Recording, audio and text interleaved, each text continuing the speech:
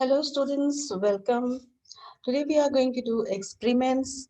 We have already initiated the original version with the original version of experiments on coaching mentor part 1, 2 and 3.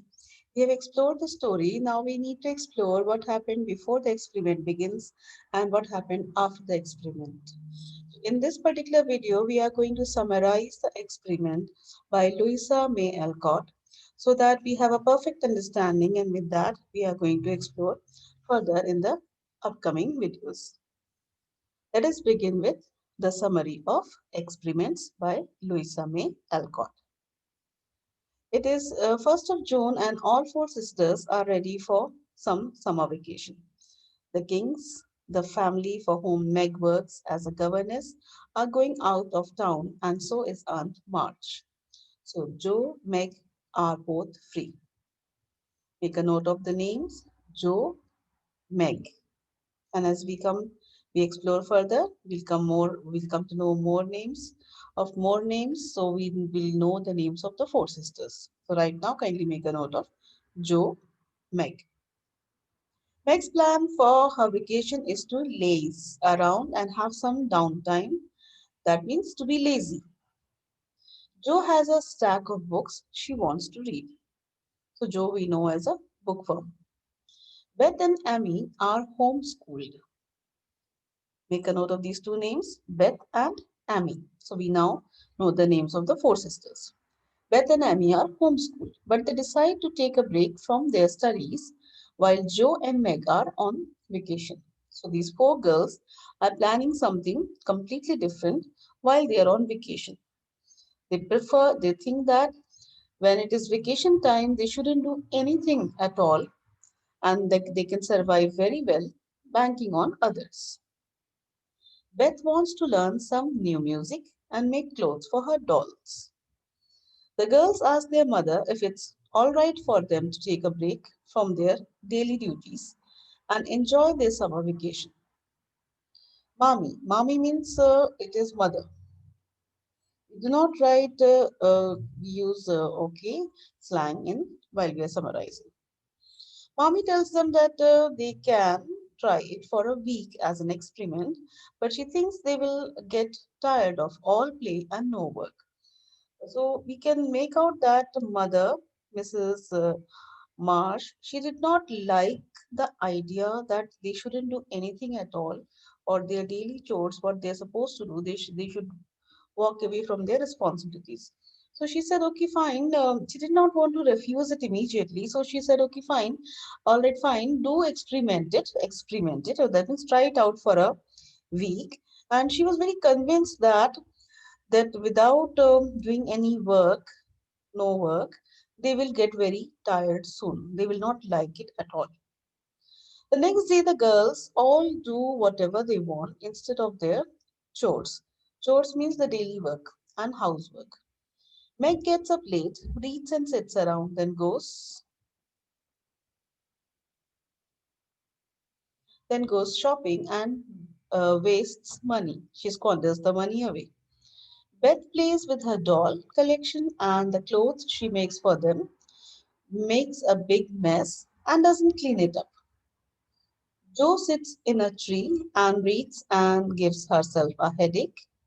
Emmy goes for a walk and goes sketching and gets soaked in the rain. So we can see the four girls, they are wasting their, and then whiling their time away, they are wasting the resources what they have. They were not productive at all. So this was their idea of having a vacation. And this was supposed to be the experiment, which is the central idea that runs in this particular selection. In the evening, the girls agree that the day has been great, although it has felt really long because they were not doing anything. So they felt the time was not moving at all. It was dragging. Nobody will admit being bored or unhappy, and they tell their mother that the experiment is working well. Now, they did not want to tell their mother that the experiment was not a very successful idea. They wanted the mother, otherwise the mother would say, so do away with the experiment. So they decided not to tell the mother that they were feeling bored or they were unhappy. They just mentioned that the experiment is working very well. Mrs. Marsh smiles to herself because she could read through their eyes that they were not enjoying their experiment at all, and doesn't say anything. She and Hannah is the housemaid there. She and Hannah do the housework that the girls are neglecting, and she leaves the girls to learn their lesson on their own. Now, Hannah was the house servant on whom all the burden had fell, and also on Mrs. Marsh, who was the mother of the two girls and the aunt for the two girls. So now, though she can read their behavior, she could see that they were getting bored, but she did not want to force the work on the girls. She wanted the girls to learn a lesson from life, from their experiment, from their own experience, and admit and convince that what they were doing was wrong. This was the way of upbringing that Mrs. March had wanted to plan. And we will see this. This is how their character will grow when they grow up as young girls. They will exhibit what happened in this particular selection experiments because this will actually mold their life and their character. And when we do the character sketches, we will always bank it on the experiments. The girls quickly get tired of doing all play and no work. They were engaging in all play and they were not doing any work, so they got tired of it because they were not using their brains or they were not using their energy productively. In fact, Beth keeps forgetting to be lazy and does some work because it was her habit to do some work, so she used to get engaged in some work. And she actually starts to feel better. That means whenever she did some work, she felt better. But Joe reads until her eyes aches and fights with Laurie. Laurie is the neighbor, the boy. Meg ends up ruining some of her best clothes by making little alterations to them and trying to make them fashionable.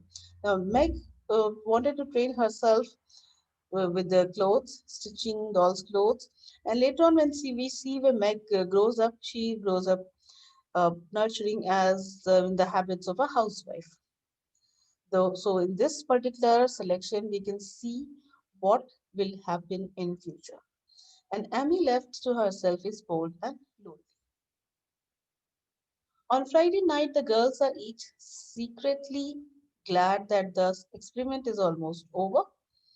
Mrs. Marsh resolves to really give the girls a taste of their own medicine on the last day. She gives Hannah Saturday off. Now, the experiment was nearly coming to an end, and the girls wanted to admit at the end that they were not enjoying the experiment at all. But Mrs. Marsh wanted to give them a little bitter taste of medicine. So she gave Hannah, the servant, a day off. That means now, whatever work was remaining in the house, the girls will see that it will fall upon them, or they will not see the house clean, they will not see the food cooked, the girls will have to do it themselves. So she wanted the girls to experience that. So that is how Hannah was given a day off. On Saturday morning, Mrs. Marsh stays in her room. Now, Mrs. Marsh, who was also contributing to the household chores, she too decided to stay in her room. It was a part of her plan. And she says that she is very tired. Now, she wanted the girls to realize that she alone has been taking care of the house. So she also got tired. She leaves the girls to fend for themselves. That means to do whatever they want to do. Either if it is to cook, they should cook. If it is to clean, they should clean. The girls should realize. The girls who are used to relying on their mother for everything are very surprised, but they're also relieved to have something to do. Now they have got relief.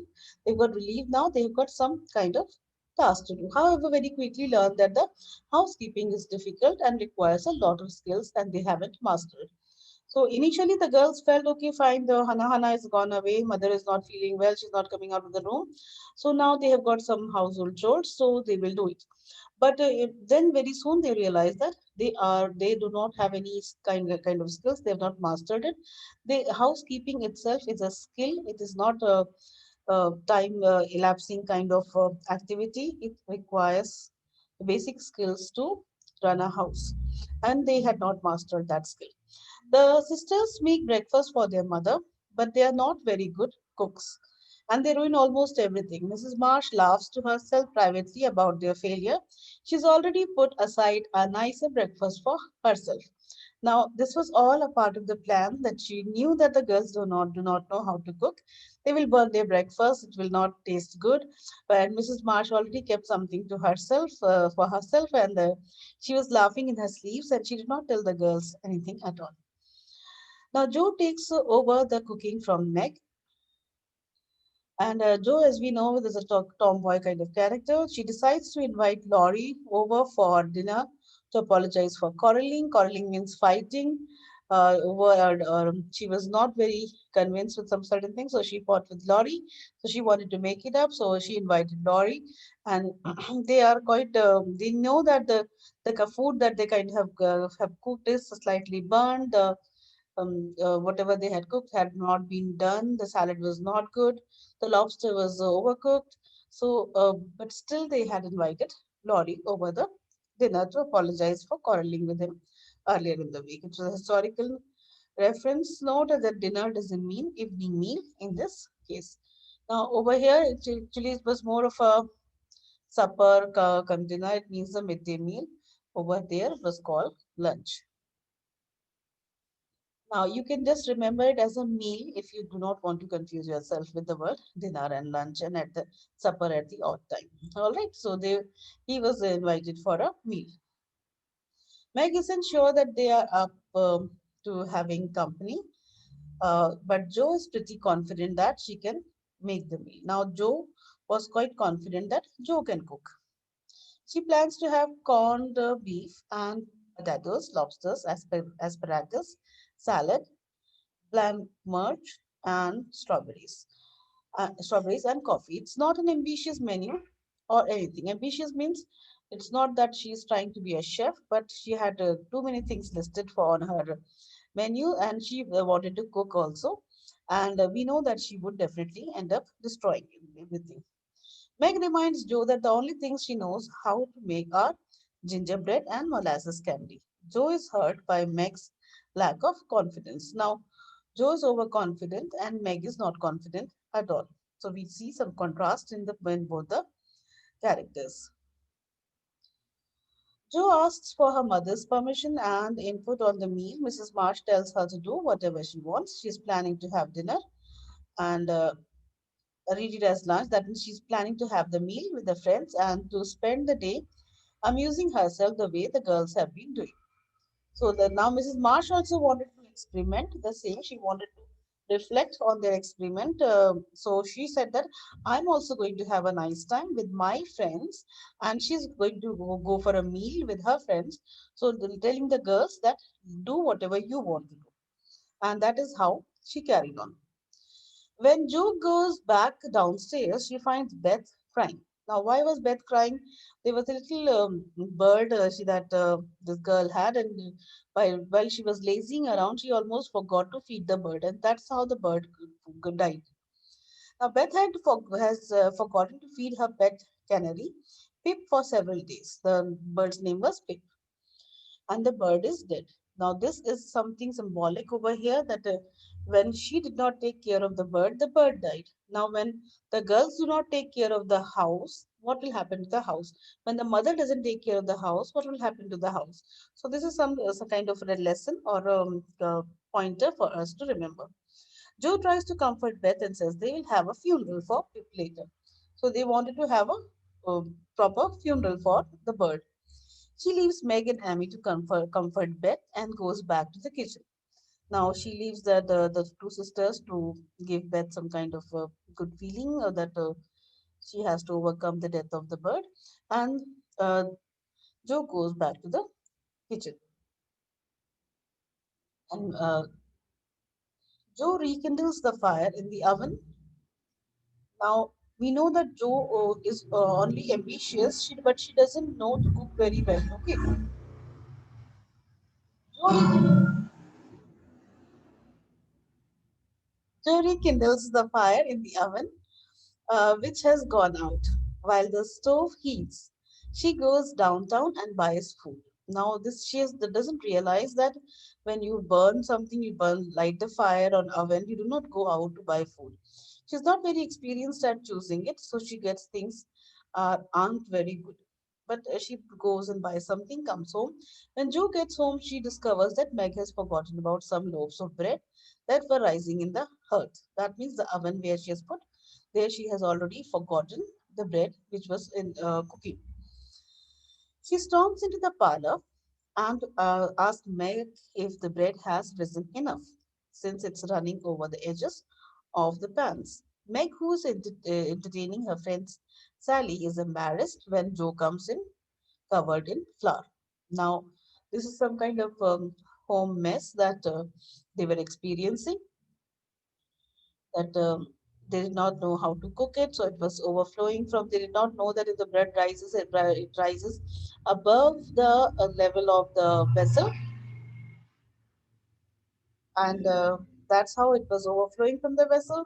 And she comes home into the hall where parlor where um, Meg was with her friend Sally, and that was quite embarrassing to see Joe covered in flour.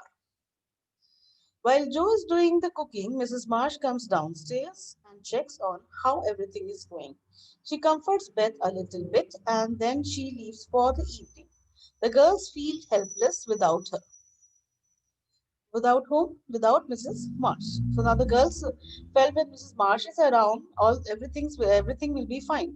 But now Mrs. Marsh wanted the girls to realize that they should do their part of the job. Only then the household will run in a better manner.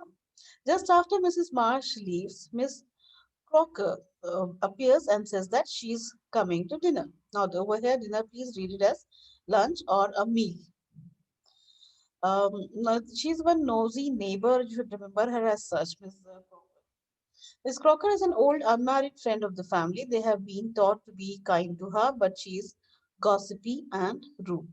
So we know one character whom these girls do not like, but the parent, Mrs. Marsh, has taught them to be nice to Miss Crocker. Meg entertains Miss Crocker while Joe tries to make the meal.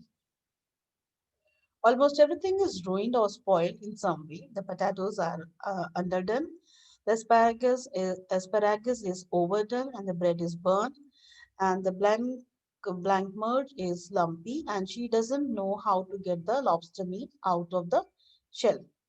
Finally, Joe serves the meal to her sisters, Laurie and Miss Crocker. Now, they had also come over for the meal. Laurie is the neighbor's son. Miss Crocker is one unmarried lady. She's also a close friend, but very gossipy and very rude. She feels embarrassed and disheartened and is worried about what they are going to think and say. Now, who feels this? Joe feels it, that what Laurie and Miss Crocker are going to say, and they are also doubtful that Miss Crocker will go Tom Town and gossip about them and tell everyone in the society about their experiment and their failure also. As each course goes around the table, course means the meal that goes around the table, the guests try it and they leave it on their plate. Joe keeps blushing and feeling very embarrassed. Laurie tries to be very chatty and friendly to make everyone more comfortable. Now, the act of leaving the meal on the plate means it was not cooked well, it was not tasty at all. Finally, they reach the last part of the meal, which is strawberries and cream. Joe feels relieved because she thinks that this is at least will be all right. It will be all right, but then it turns out the cream is sour and she's sprinkled the fruit with salt instead of sugar. Now this was a disaster. Joe is about to cry when then she catches Laurie's eye and they burst out laughing. Soon everyone is laughing, including Sour Miss Crocker. Now, this is how the dinner turned out to be a stress reliever for the entire family, the four girls, the neighbors, and their friend. Neighbor Laurie and their friend, a family friend, Miss Crocker. The meal ends happily after all they eat bread, butter, and olives. Miss Crocker goes home. The girls attend the funeral for Beth's canary pip, so they had a proper funeral for the bird. In the afternoon, the girls busy themselves by making the house nice. That means doing up the house.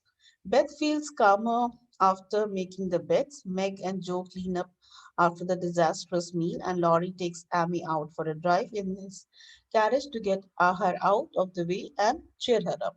That means to make her feel better.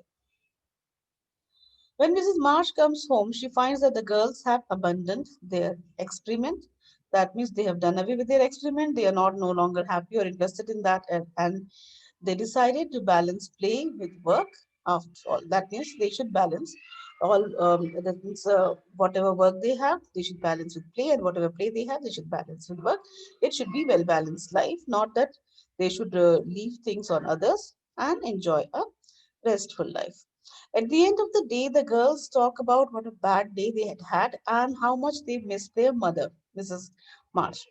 Mommy comes in, and that is mother, comes in and talks to the girls about the day.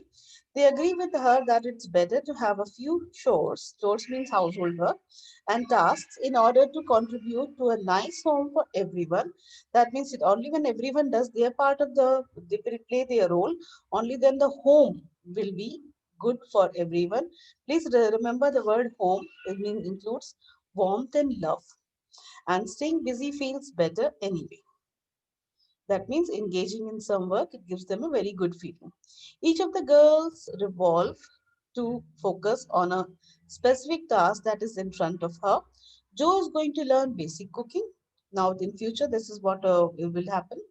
Jo is going to learn basic cooking. Meg is going to make some new shirts for her father. Beth is going to work harder at her homeschooling lessons. And Amy, who is after all pretty young at this point, says that she will learn the parts of speech and how to make buttonholes. Mrs. Marsh says that she's satisfied now that the girls understand the value of work. Now, this is something very interesting that we are going to explore what happened before the experiment begins and what happens after it. This is what we are going to explore along with the literary devices, the motives, symbolism, whatever has occurred in experiment.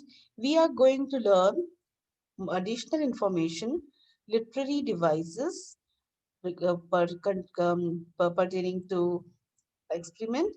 We are going to do character sketches of Mrs. Marsh, Beth, Amy, Joe, and all the girls in the family, so that we are able to comment and criticize each character in a better manner. We are also going to work on the plot. That means the setting, the place, time, and setting, the rising actions, the climax, and the resolution and ending of the only the specific area of experiments. Kindly wait for the next video and enjoy yourselves. Thank you very much.